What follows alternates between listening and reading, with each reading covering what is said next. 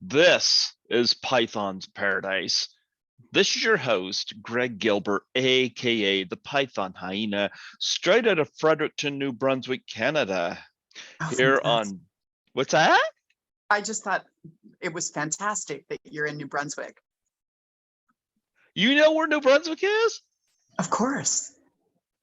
Wow. I love everything Canadian. Well, we're going to talk about that. Okay. Well, that's rare when anybody knows where New Brunswick is. Because most people think it stops at Eastern time zone. No, there's us. All the way over. All the way over. All the way over. There's us. When they said that the ultimate warrior was from parts unknown, I could have sworn he must have been from here. Oh, yes. Because, that is a good hypothesis. Yes. because this is parts unknown to most people. Fantastic. Yes. Well, being originally from Minnesota, we're like this when it comes to Canada and Minnesota. We all have the nice genes. There you go. Well, Yeah. folks, here we are on July the 11th, 2022, 3 days after my 50th birthday. Congratulations. Yeah. And folks, we are celebrating the 35th anniversary of Roxanne. And we have one of the guests on here. Also, folks, we're celebrating the 30th anniversary of the Nutt House. Oh my. Folks, I give you the very lovely, very stunning Shandra Beri. How do you do, Shandra? Incredible. Thank you for inviting me on, Greg. That was very lovely. Absolutely. I'd never seen the name Shandra before. Now, what kind of name is that? It's like a combination of Shannon and Sandra. It's Chandra. Oh, Chandra, I'm sorry. That's okay. Yes, first grade was terrible. Shrimrock, Sherndy. So I always say there can only be one, but it seems the longer I live on planet Earth, the more Chandras that I run into. I still say there can only be one now. It's me. Well, I dig your getup. I love that. What is that on your head? What kind of hat is that? Well, this is a vintage scarf, darling. Hey, it looks cool. I love the colors. Oh, thank you. It's good, right? Yeah, and it goes with your glasses. You're so classy. And I dig the pigtails. I have this bad thought goes through my head when I see pigtails. Like I want to reach out and go. Oh, I'm sure anyone with pigtails would absolutely love that. I don't know. I see the pigtails as like are we supposed to tug on those? No, I think that's wrong thinking, Greg. It is wrong thinking, but that is the juvenile delinquent part of me, There you go. I always find ponytails and braided tails.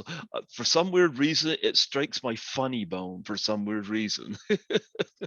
Yeah, it's a bit of well, it's pretty solidified in culture, really. I mean, if you think about braids, you can name 100 different people, places, things that had them, everyone from the indigenous people to the milkmaids, and now me. Well, look at me. Oh, fantastic. I tried so hard to do that. Oh, thank you. Can't do the braids myself. I've tried. I've done it for both of us. I have two. You can have this one and I'll have this one. We'll split them. Well, it is we got a nice beautiful sunny day out there today.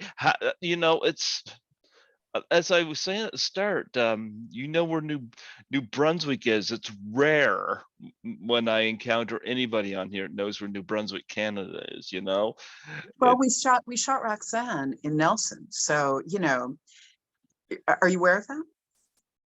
Nelson, British Columbia. Okay. Yep. Yeah. British Columbia. Yeah. I've never been there, but yes. Yes. So yes, I am a fan of Canada, definitely. Oh wow. So what's stopping you from moving up? Let me guess, winters, right? Um, I'm not sure. I'm not sure. I feel like I feel like I missed my window. I really did love Nelson so much. It's very picturesque and beautiful. And I probably should have bought a house when I was shooting Roxanne, but I was young and crazy, and that was the last thing on my mind. Well, you were shooting a movie with a wild and crazy guy. I was, yes. Yeah. Well, before we talk about Roxanne, and the Nutt House, I want to touch on as well. Um, I would love to get a little bit of your background and what led you into the arts. Wow, that's such a wide, big story, but I will say that I have, my father was a singer, and my father was an artist, and my father was a writer. And so probably I always had a, I, I, I learned that vocabulary before any. And so, as I was telling Tommy, I recall as a very young child, taking my dad's record of Proud Mary by Tina Turner and giving concerts to my brothers and sisters with a fork as a microphone. So I started singing before I started doing anything else, and writing and singing, and indeed that's the avenue that brought me into Roxanne. I was playing at a club called the Roxy on Sunset. I don't know if you've heard of it. I've heard of it. Okay, so I was with my band at the time, which was it's so funny because I'm so Cicada Project now that just In Vitro was the name of my band. I was my partner was a man by the name of Peter Snell. He still is, and so we were performing there, and someone, a casting agent or someone, saw me singing on stage and decided that I would be a candidate for Roxanne. I don't know how they made the connection, but that's the avenue that brought me into that world. Well, you know what? You said you used to sing for your sister, My siblings, your yes. siblings. Well, you Mhm. know what? I gotta take advantage of that. I just turned 53 days ago, and I know it's belated, but I need to hear these vocals. So you sing "Happy Birthday" to Oh, me. darling, Come on, come happy on. birthday to you. Happy birthday to you. Happy birthday, dear Greg. Happy birthday to you. Your siblings are giving you several thumbs up.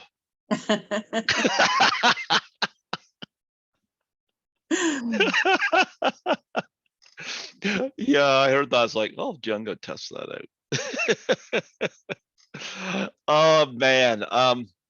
Roxanne was an interesting little movie. Of course, you mentioned Tommy. Tommy in question is Tommy Kovac, fellow podcaster, splat from the past, and he often gives me a lot of advice on guests, and I do so with him. And you are the thumbs up, thumbs up. Fantastic.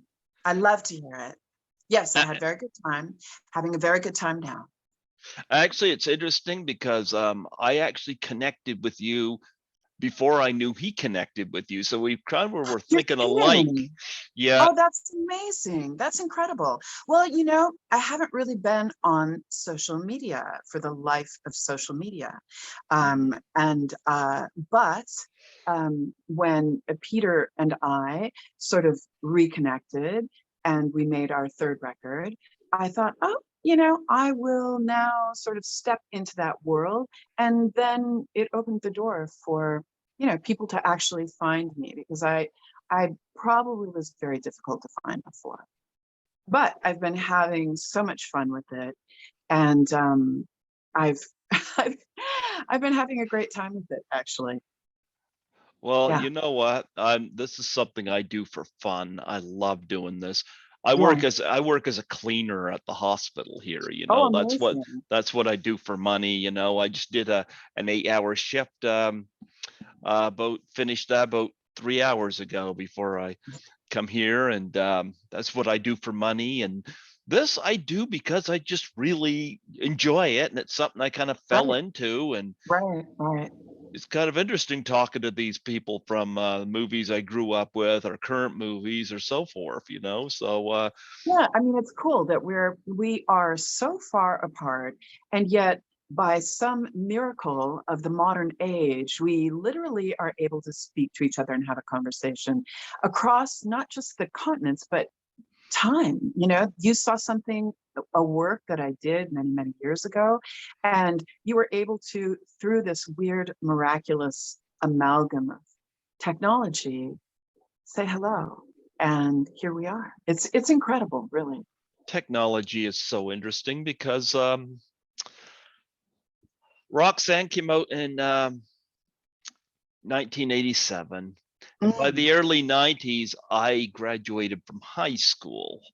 mhm. When I graduated from high school, we had a little thing called typewriters.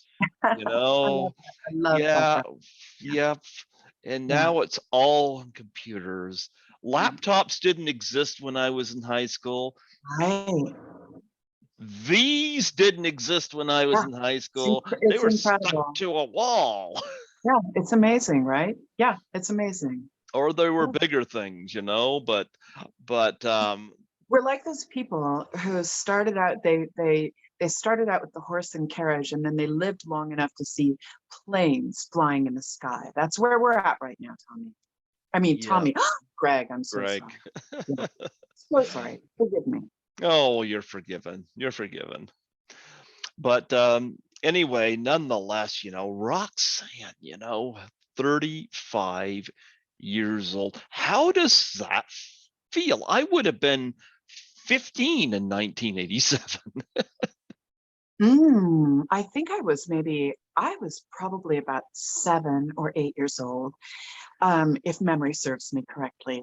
But what do you mean? Tell me what you mean by how does it feel? Like that's 35 years now, and that movie is still talked about, you know. And it's one of those movies that Oh, yeah. Steve Martin was in that Right, is really enjoyed. It's up there with The Jerk and yep, Planes, Trains, and right, Automobiles, and mhm, movies like that that Steve Martin was part of. I mean, you know, right. yeah. Well, I feel I have to say, one thing that is a truth about film is that you have, as an actor, you have very little control over the outcome. So it's a crapshoot. Hmm. And to be accidentally involved in something that turned out to be so soulful and sweet and really has a very long life. It's a very touching film, really, at the end of it. And so that's very lucky. I feel fortunate about that. But in terms of the passage of time, I'm not really. I haven't really thought of it. But miraculously, I'm still here on planet Earth. So Absolutely. Well, of course, you play a character named Sandy, you know. yes, How yes. would you describe Sandy? And how were you able to, not only how you describe Sandy, but what was your approach to playing her? Were you able to relate? Were you, um, you know where I'm getting at, your approach to Right. playing So, Sandy? right. So uh, the I don't have an acting education, but Hmm. I am a performer, Hmm. and I know the truth of a moment. And so I can paint the truth of a moment, I can sing the truth of a moment, I can obviously act the truth of the moment, since I know the truth. And so I spoke to Fred Skepsey about it, who was the director, and we talked about her. And once I understood what he what he wanted from Sandy, then I looked for the truth of her. And so she was very innocent and sweet, and probably not overly concerned with social, moral constraints. And so it was just a very free, fun moment. And I actually just I just tried to be very present when I had scenes, and in between those moments, I was riding my bike and creating havoc in Nelson, British Columbia. Well, one of the things that, of course, Roxanne is known for, you get a character played by Steve Martin who's got a very large nose. It just kind of Yeah. sticks right out, Mhm, and mhm. I'm not even sure, like, because the movie is really not about that, really. It's No. just Mm-mm. something about him. Well, it's an explanation. I mean, obviously the movie is, a retelling of Cyrano de Bergerac. Mhm. So how to make that character someone who, the goddess of light and love, Daryl Hannah, played by Daryl Hannah, would not be interested in. We'll give him a feature, particularly long nose.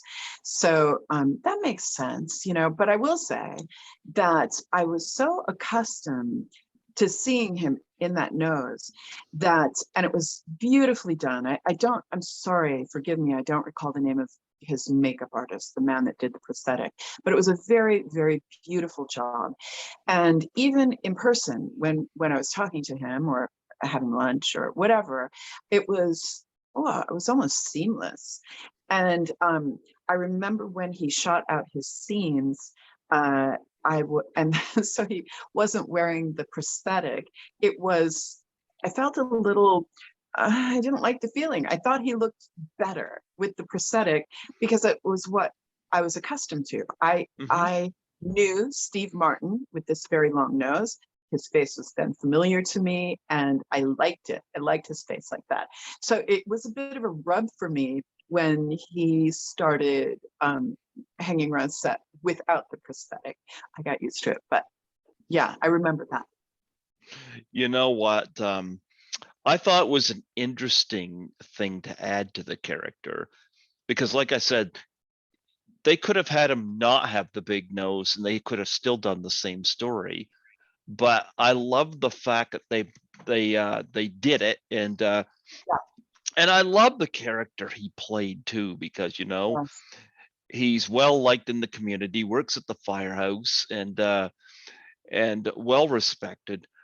There is, of course, that famous scene where somebody, of course, insults him, calls him Big Nose, and he Yes. turns around and he says, "That's all you got is Big Right. Nose," and he Right. just an array of insults about his nose. Question: do you know if that was in the script or was that improvised? Because that was brilliant. Yes, it was in the script, but as is typical, there was probably tweaking and writing going on. But yes, we did that scene, as I recall, almost the whole day.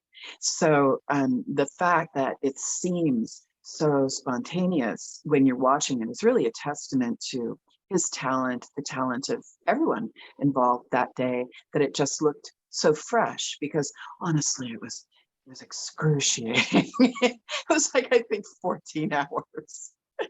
So, to hear those same lines again and again and again. The trick is to, of course, always have it fresh every time. So you never know. I mean, if the camera is going to be seeing you or not. So I remember too. One of them in particular goes, Wake up in the morning and smell the coffee in Peru. Right, right, right. You know what I love about that too is that he knows, he's well aware he's got this, what others will consider a defect, you know, Mm-hmm, mm-hmm, but he's able to counter, like he was able to make that guy look stupid, you know, and he was able to, it's like he says, big nose, that's all you got? And he starts throwing these other, like, what about this?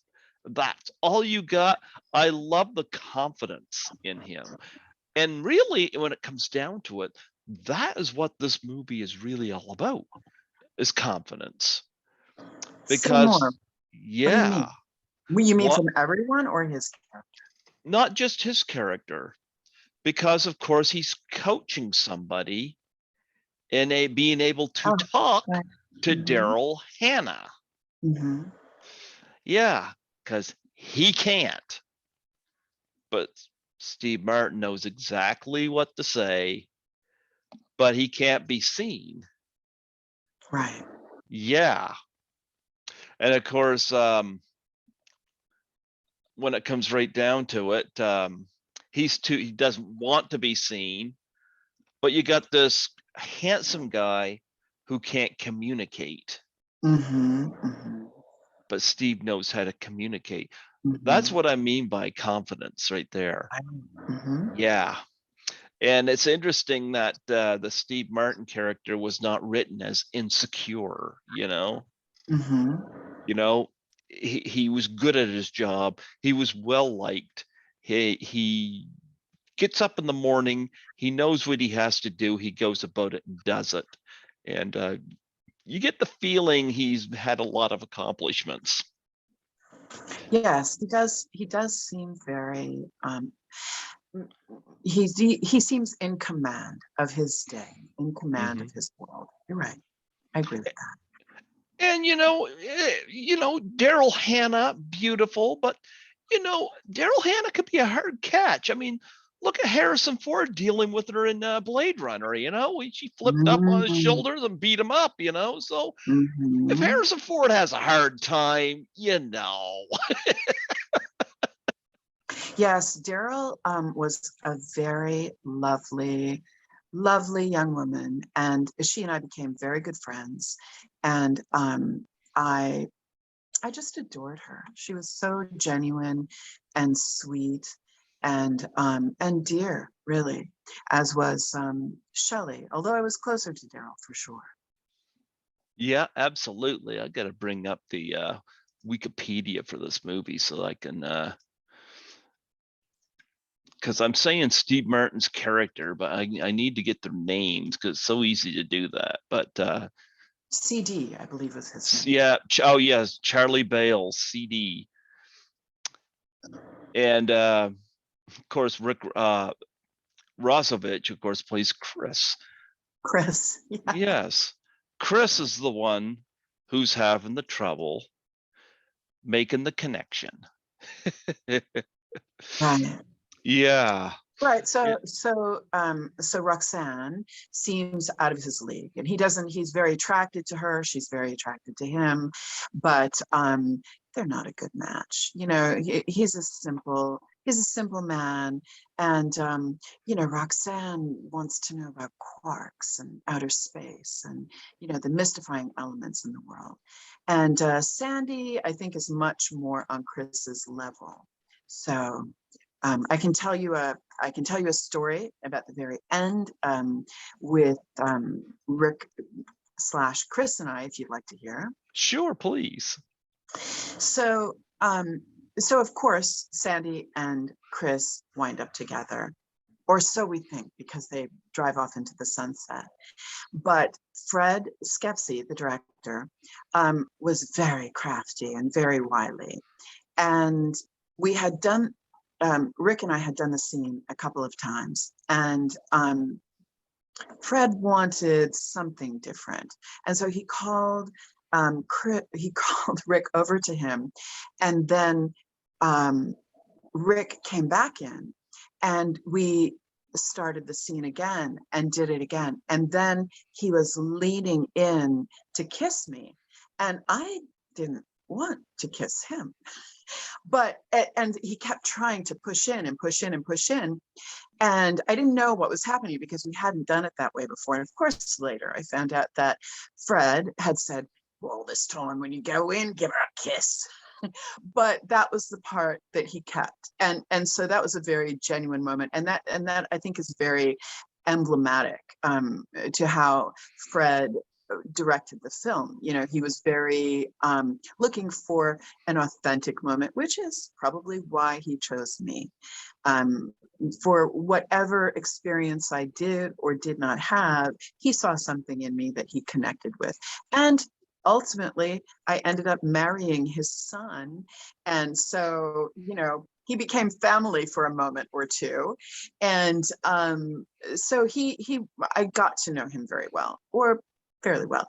And he was a very beautiful, authentic, you know, an Australian. So he was a little bit crazy, as the Australians are. And I say that with love. But yes, so that was something that was, I would say, improvised, that moment, which turned into a very sweet moment, I thought, when you saw it on screen. Well, of course, he gets to kiss you. I mean, what guy would want to? Well, he didn't, darling. But yes, it was nice that the intention was there for sure. There you go. There you go. You know, you have a really great supporting cast in this movie, I gotta say, you know. Shelley Duvall, Yes. yeah. John Very, Coppolo, huh?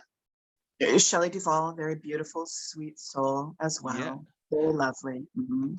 John Coppolos, who's been on the show here before. Oh, amazing. I Yeah. love John, yep. Yeah, very nice man. Very Yeah. nice. Fred Willard, who we most recently lost. I think Fred is underrated in comedy. He is so I funny. 100%, yes, I agree. I've actually worked with him over the years, and he was a master at improvisation. And I remember many, many times just watching him just take a line and a scene and improvise. Every take was completely different. So I think this is how you imagine possibly the the CD Bales moment was occurring in the bar. But really, it was a much more controlled chaos. You know, it's controlled. But Fred Willard, oh my God, he was absolutely masterful. It was a joy watching him improvise. Really, Hmm. master class in that. And of course, Michael J. Pollard. Agreed, yes. Mhm. Yeah, were surrounded by a lot of talent in that movie. Indeed, yes. Yeah. Did you go to the premiere? Um, I must have. I was I was at that moment in my life. I had just released my first record with capital EMI. Hmm. And so my focus, I'm a musician. Hmm. And my focus was, of course, on my music. So yes, I'm sure I went. I don't recall, but there's probably a photo or two of me out there at that event. But I do recall things like Fred introducing me to Billy Wilder, who, by the Oh way, wow, Billy and Wilder. can you imagine? Oh my God, that was like It, a the life moment. Apartment, Some Like It Hot. Incredible. Oh Yeah. my, I got to wow. meet him. I got to meet him. Isn't that incredible? Yes. Oh yeah, I agree. The Yeah. fact he did Some Like It Hot in the Apartment back to back. Amazing, right? Yep. Yeah, Wow. incredible. Yeah. Yep. Wow. Before we talk about the night, I want to talk about your music. Who are some of your musical influences? Well, eh, I always say that I am I have a very wide musical palette. Everyone from Hank Williams Sr. to Maria Callas. Hmm. The only probably musical genre that I'm not really, connected with is maybe classical, but definitely, jazz. I love the improvisational aspects of jazz. That Hmm. very much appeals to me. Cicada Project is, I will not say strictly jazz, but definitely informed, by some of those sensibilities. But pop jazz, I don't know how to describe it. It's a thing for other people to decide, really. But I love what is soulful, and I love, and that comes in many forms. I just had a live date at Douai Rochelle Vineyards, and I was playing after a bass player who had spent the last 8 years of Etta James' life playing behind her, and she's also one of my heroes. Are you familiar, Etta No, James? no, I'm not. But Oh, you know what? I think that's awesome. yeah, she's an absolute icon. So it sort of goes in and out that way for me in my life. I get to, you know, I was lucky enough to, meet David Bowie, and I have a gross. Oh my God, I met Stevie Wonder, and uh, I met Stevie Wonder, and I just basically threw verbal roses at his feet, and I said, Mr. Mr. Wonder, I just have to tell you what your music has meant to me, because I don't fangirl for many people, but some people, you got to let them know what they've meant to you in your human life. Yep. And he got out of his limousine, he put his items on the seat beside him, he stood up and he embraced me and he said, just doing it for the family. And he got back into his limo, drove away. So yeah. Oh, Stevie Wonder. Yeah, boy, you could probably name just about anybody, and I would love them. But I do have my soulmates in music. You see, I'm not familiar with the music side of you, so you're Mm. going to, yeah, and I love this because I know you mainly for acting, but Yeah, it's are it's there, interesting. Most people don't really realize that I am a musician, right? well, Right. here's my next question, what musical instruments are you drawn to?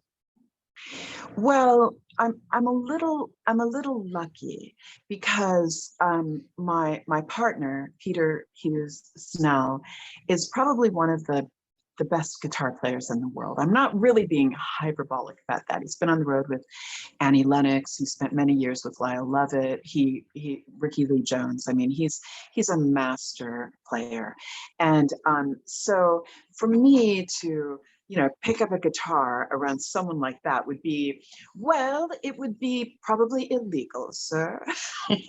And so I usually say we have our own language that we speak, and I might say something to him like, Peter, could you make that sound like a ripe avocado smells? And because we've known each other so many years, he will just cock his head slightly and he'll look at me, and indeed that comes forth into the world. and and it's all great because it's like part of our private language. He knows exactly what I mean. But where the rub comes is when we go into the studio and I catch him using some of my descriptors with musicians that might be in on a project. Could you make that sound more like a ripe avocado smells? And they're looking at him, and he's like, I mean, bar one, beat one, C minor seventh to the suspended eighth.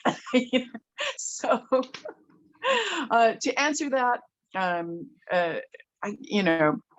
my partner of many years is an incredible guitar player. I actually, right now, this very moment, am trying to figure out how to duet a street player who I saw on TikTok, who is playing cello so soulfully and beautifully. If I figure it out, I'll send you the TikTok.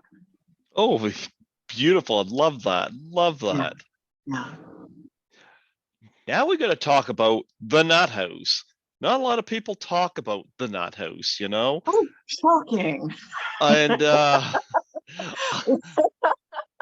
I think I You, love that style of humor. And one of my oh, you do. favorite, you know what's sad? Because I've seen this so long ago, and I don't think it's Hmm. on Blu-ray yet. And Hmm. but I'm a big fan of old slapstick, and of course, I love the fact that there's a big pie fight at the end of it. I don't remember. Were you in the pie fight? Well, I remember being. Here's what I remember about Hmm. the Nutty Knot. I hated the experience. It was pure chaos. It was, and not just the chaos that you see on screen. It was, oh my God, it was that it was just chaos. It was not a nice experience. You know, I had just come from Roxanne, which was very intentional, and as I'm sure you know, Steve Martin is very intentional about his work, and Fred Skepsey and Ian Baker, the cinematographer, also very intentional and ordered, and all of that. And the Nut House was a whole other stack of pancakes, baby. I didn't really like it, and I do remember being covered in whipped cream, so I must have been somewhere there. I don't. I think I've blocked it out, darling. I've blocked it out. I If I was, actually, yeah, I actually involved in a charity challenge in support of suicide and depression. You know, mm, awareness after mhm, after the ice bucket challenge. Um, I just lost my dad back in April to ALS after oh, I'm he sorry battled for it. you.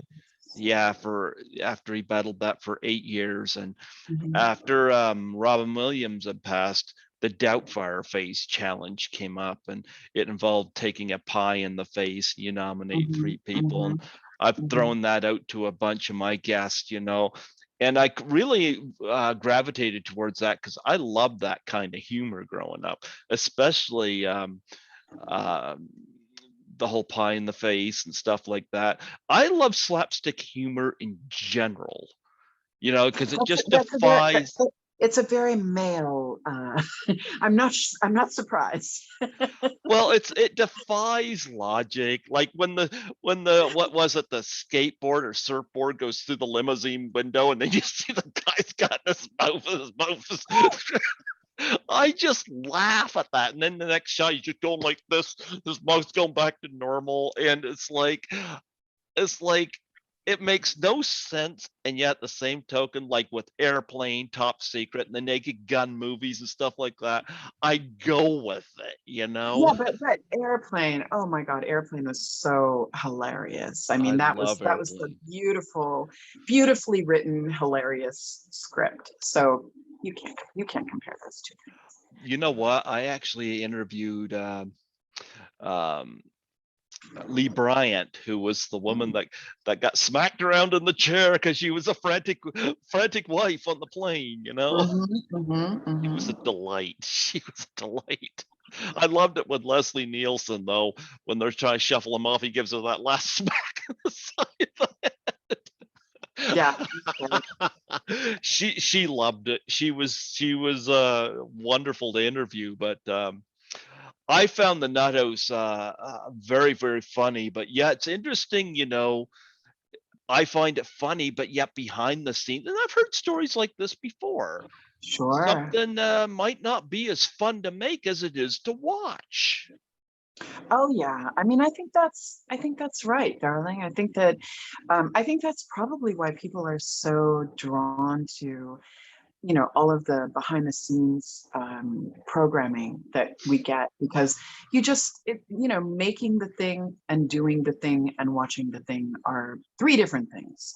So yeah, and I'm trying to convince my partner right now to, let me make content for the social media, and um, he doesn't actually, he might understand it a little bit more in this moment, but it's he's so involved in the making of our work, the doing of our work, that it's hard for him to think about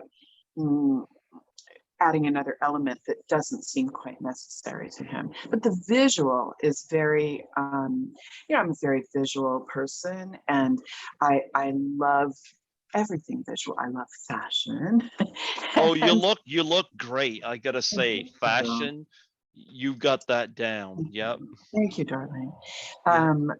So so anyway, it is very different to work on something and then see something. And that's actually one of the reasons that I and many of my friends are really, really careful about who of our heroes we meet. Like, say someone has an incredible body of work that you love and admire. Oh, you just pray, you pray that if you're working with them or meeting them, that they're not going to destroy a whole body of work for you, by being not, not great, or, mentally ill, or, Yeah. any other, thing that could go wrong, like, Roman Polanski, so one has to be so careful about that. And so, yeah, uh, it is a different thing to watch than to be. Mhm. Well, what were some of the issues with the Nutt House? Well, I've told you really everything that I've Just chosen to remember about it. It was so, like, I think when I saw it, I was so mortified that I had even participated in it, that I immediately, I began to snip off the end of the tape loop that included that in my memory bank. I just didn't like the experience at all. And so I'm not trying to take away your pleasure about it, but Mhm. it wasn't it didn't set off any bells inside of me as something that resonated, that I would like to think about or revisit, or I'm not saying in this conversation, but I'm saying in my Yeah. you know so it was just like, when I think about it, that's what I think: messy, sticky, chaos, people screaming, yeah, cut, and then fire extinguishers, and it was just, oh my god, it was so and anyone that knows me, like, I don't camp. I will glamp, but I don't camp. I'm a little I'm a little I'm a little bougie in that way. I don't like a lot of mess. And so yes, keep my car very clean. And I like order. So maybe it was just that. Maybe it was the fact that there was just so much chaos that it colored the experience for me in a negative way. But indeed, it was a great experience. You must talk to others who were on the film. I'm sure that they had a better experience than I did. Well, do I dare ask what your experience was with Stephen Kearney or Amy Aspect or Tracy Lords? Sure, 'Cause they were all great. Honestly, mhm. they were lovely. They were lovely. I mean, truly lovely. Just when you're working on an ensemble piece like that, you do generally form a camaraderie with the people that you're working with. And so yeah, they were all great. All great. Lovely. Got nothing but nice memories about them. I remember Amy Aspect got picked up. They put her in this cake. Yeah, yeah, poor Amy. Oh my God. Oh, poor Amy. Love Amy. She was a real trooper in that movie, you know. Truly, yes. Yeah, Yeah. that movie was not for sissies. I'm gonna let you know that. It was, like, a movie can be hard if it's in the blazing hot sun or rain, but oh my God, you know, 2 weeks of whipped cream and cake getting thrown around. Oh, that's like an apocalypse now moment. Or the scene out of The Great Race. I had a big pie fight in it Oh, with yeah, that probably, Natalie Wood caught right in the middle of it. right. It was a better film though. Well, you know what? It's been a while. Like I said, I get my stuff on Blu-ray, and they haven't done the Nutt House in Blu-ray, but I do like that style of humor, and um, there was a lot of great slapstick, and I love the fact that every time there's a sound or something like that, or a knock, he has a different personality, and Oh yeah. Mhm. I found that funny too. I love it. Well, the fact that it brought you joy is then it mission accomplished. And that's all that matters. So if you got joy from it, probably there were a lot of other people like you that felt the same way. I had a different experience working on it. Mhm. So Well, we got to talk about one of your other talents as well, because mm, looking at your IMDb, you're mm, also into costume and wardrobe yes, department. Wow, yes, and I I can do. believe that. Well, I do costumes. That's my day job. That's the work that I do. So I have worked on a lot of films for doing that work. I've I've enjoyed the freedom that it's given me from mm, look, here's the thing. The being an actress Hmm. is a very particular mindset. And there is a lot of uh, emphasis placed on an external importance. There's a lot of importance placed on the external. Hmm. And for an artist like myself, my inner life is the thing that matters to me. And so I indeed found it very confining to always be looked at and not looked in.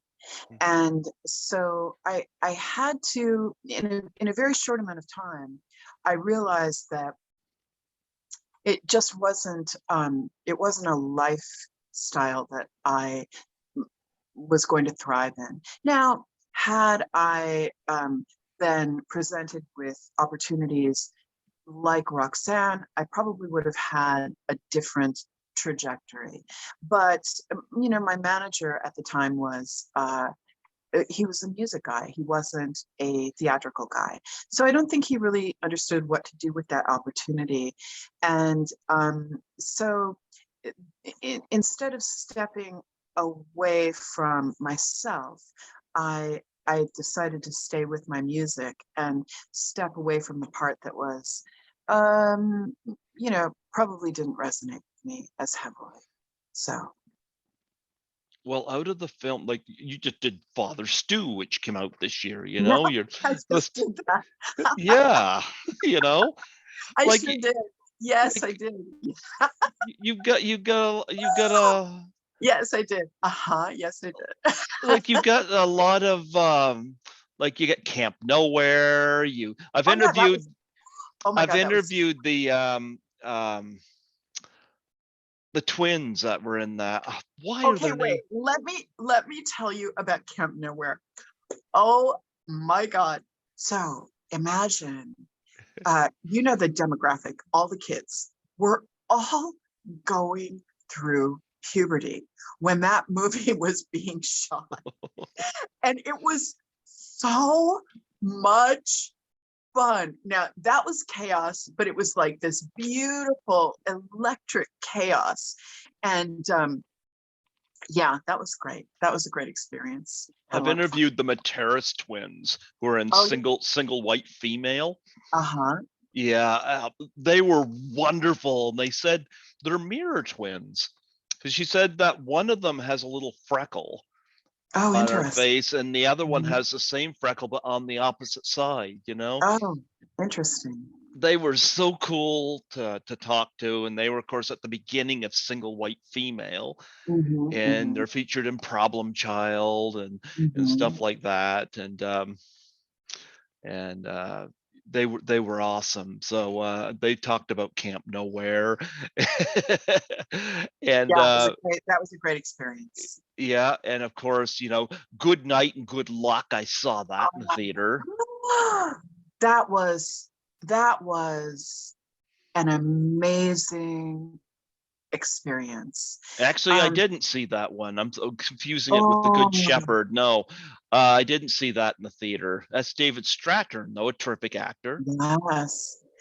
So Good Night, Good Luck was, you know, I've done 3 films with George Clooney, and I was very dismissive of him at Uh-huh. first because, you know, I don't know, attractive man, you see him on TV, and I just thought, oh, however he has left it, he's got the legacy of Rosemary Clooney, and I thought, oh, he's sort of lucked into this moment in his life. But when we were shooting Good Night, Good Luck, so typically when you are shooting a film, you have a set, a particular set for wherever it is that you're shooting. And sometimes many sets will be on a sound stage. And so if you're shooting in the bathroom, you will specifically shoot the bathroom, and then everyone breaks down and then they go shoot the living room, even though the two things are supposed to be attached, right? There's no real world connection oftentimes between spaces that seem to be connected on film, right? And so it's a very kind of jarring reality. Like at this point in my human life, I never look at a door and expect it to go somewhere. For example, if I see a policeman, I'm not really sure if it's a real policeman or like a fakey. I just don't, like the membrane between real life and that life, it's almost gone for me now. But what George had done was he created a set that was a living set. Every room connected to every other room. If you said you didn't see the film, or you No, did. I didn't. I got it mixed up with something else, but I'm certainly familiar with it. And So George Clooney, he made an impression on me as a director when he did um good Dangerous job Mind, the on that. Dangerous Mind movie. Yeah, Yeah. yeah. Well, so that's the thing. So we would do like a take that would so many of the takes that you saw were one take. I mean, literally going room to room to room to room backwards. And I was so gobsmacked by him. He would know the minute he got something in the can. And, not take after take after take after take. It was like if it was one time and he knew that he got it, he would say, okay, moving on. And what I came to understand about him is that he really, really possesses a strength of vision when it comes to his work. And I was moved to actually say to him, I was very dismissive of you, and I really admire you now. And probably no one had ever said that to him. And so he sort of dragged me around for the next couple of weeks saying, she thought that I was nothing. And now she really respects me.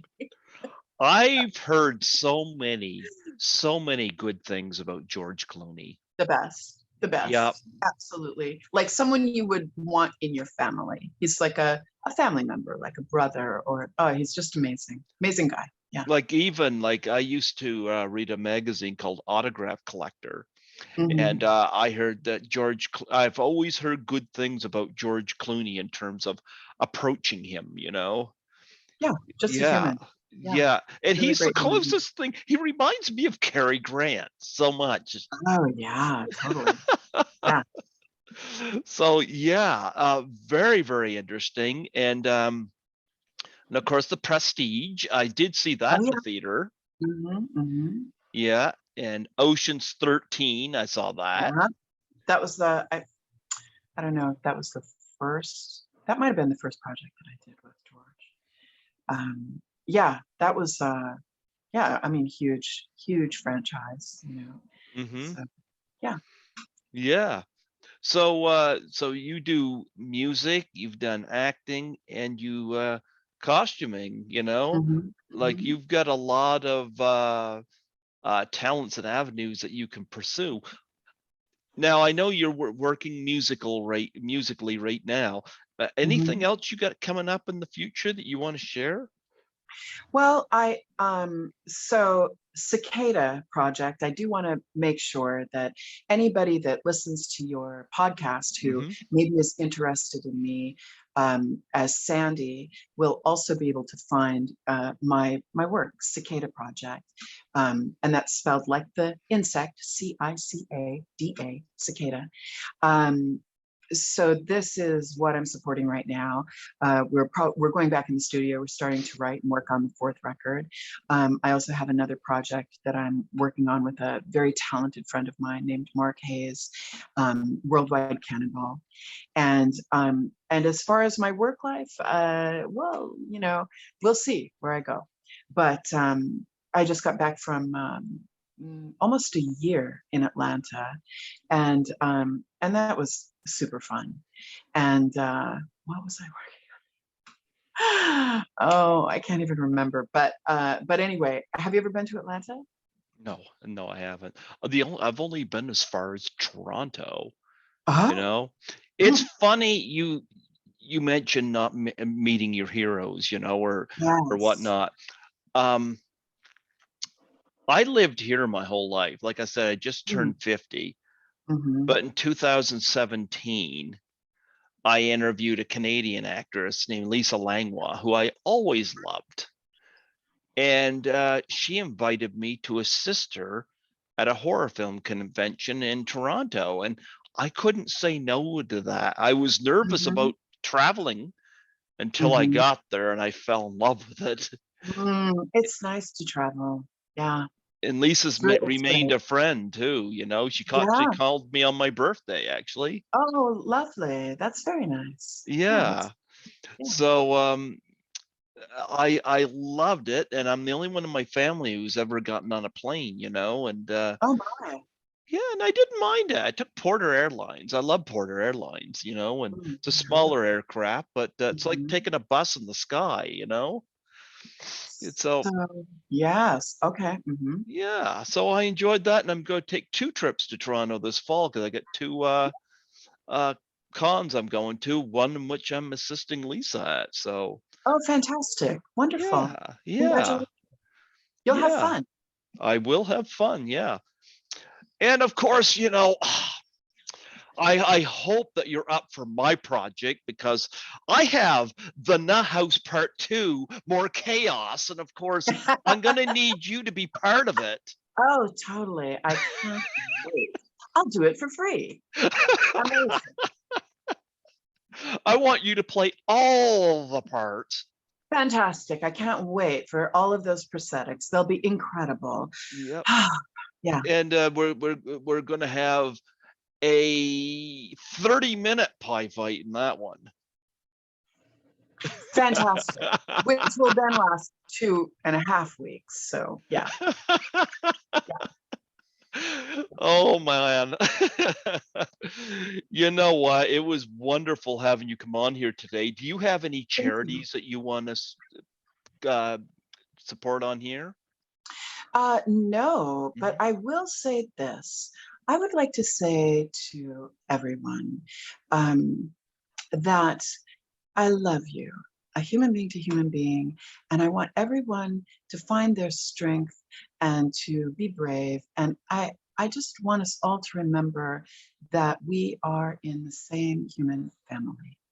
And that's what I would like to say. Wow. And of course, one thing we didn't mention, Steve Martin is big in music right now. Do you ever see him Mm. perform? Yes, he's very good. Yes, he's very good. I would love for him to hear what I'm doing right now. I'm not quite sure how I would go about doing that. Maybe it'll get to him some kind of way. Yeah, you hear more about him musically now than you hear about him. Like, I don't know when the last time I've seen him in a movie, it's been a little Mm, while, mhm. but of course that white hair has been just a trademark forever for him. Yes, exactly. Hmm. Yeah. Um, anything else you want to plug and promote on here? Nope. That's I just thank you for thinking of me and reaching out to me, Greg. Very, very nice to meet you. It was so fun. And I look forward to seeing the product of your work. And thank you for doing that important work at the hospital. That's yeah, that's very important. And that's a very human endeavor. And without people willing to do that, um, we couldn't be the tribe we are. So good for you. Do you ever get to do the cons? Like I mentioned that I've gone to them. Do you ever get to do those? No, I don't, I'm not really even sure. I don't know what that world is. I know that a friend of mine, he played young Anakin, I think, young Anakin. Does that make sense to you? Yeah, from the Star Wars movies. Yes, that's something that he did or does. And it's a where you go meet your fans or something like that. Is that right? Yep. Yeah, right. So, but I don't know that well at all. But I know a little bit of it from him telling me about it. Well, here's a question. What's the most interesting, unique thing you've ever been asked to sign? Mm. Well, I don't I've only ever signed paper. Only paper. Okay. Yeah. So you haven't signed somebody's skin and then they run off and tattoo your name on them? I hear that one a lot. Oh, I don't think that I have that kind of clout, Greg. Thank you for thinking that I would, but no, I I think don't you think that. do. Yes. I think I have my diehard friends and fans out there for sure. But again, I hope that they'll come and rediscover me and my music. That would be very meaningful to me. So Plug your music once more on here. Where can people so find you? so you can go to cicadaproject.com, and there you will find a website, tell you a little bit about my journey as an artist with my friend and partner, Peter Hughes Snell. And it has hot links to all the streaming services, Spotify, Apple Store, all of the things. You can just press a button and it will take you exactly to your streaming service of choice, and you'll be able to listen to my record. Awesome. Awesome. You know what? I'm gonna put you on the roster for 2023 because when you got this and more projects under the belt, I'd love to have you back. Oh, Greg, I would love to come back. Thank you for the invitation. I appreciate it. Yeah, I would love to have you back. You've been a real charm to talk to. Again, I love the pigtails. I love the scarf. I love the glasses. How your glasses just Mm, the red uh, rims there with that goes right with that the red on the scarf. You look classy. thank you, darling. And green's my favorite color, so I love that you're wearing that Oh. too. Well, this is a vintage flight suit. So yes, it is one of my favorites. But yes, I love it There you as well. go. Yeah, Absolutely. Well, before I let you go, would you mind doing a plug for my show? I'd love to. Yeah. Tell me Just how. just state your name and say you're listening to Greg Gilbert on Python's Paradise. This is Chandra Beri, and you are listening to Greg Gilbert on Python's Paradise. Absolutely. 35 years of Roxanne, folks. 35 years. And wow, I would have been 15, 1987. But the movie was a hit. It did well. And it's wonderful to connect with you. You've been a wonderful guest, and I would be honored to have you back. In fact, Thank you. it might be even cool to have you back with your partner, Oh, yeah. He's an amazing person. He really is. Yeah, that Yeah. would be really interesting, and hear the dynamic between the two of you. Yeah, he's got a he's a very interesting man for sure. Yeah. Absolutely. Well, God bless you. Thank you so much for allowing me the honor of chatting with you today. Thank you, Greg Gilbert. Mm-hmm. Absolutely. Bye bye from New Brunswick, Canada. Bye bye from Los Angeles. Yes, absolutely. God bless. Thank you so much. Bye.